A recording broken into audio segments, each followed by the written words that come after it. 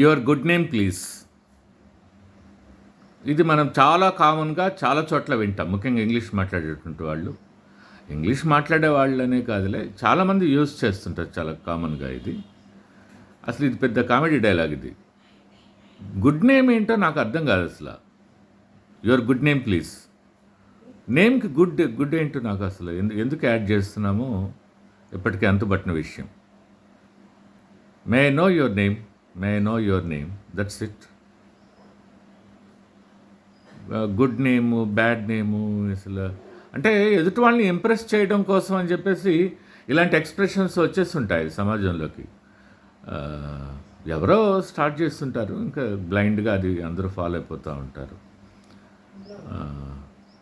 My name is అనకుండా ఈ సిటీస్‌లోని చాలా చోట్ల విన్నాను హైదరాబాద్‌లో.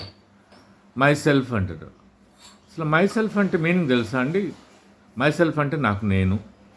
నాకు నేనే. నాకు నేనే. నాకు నేనే.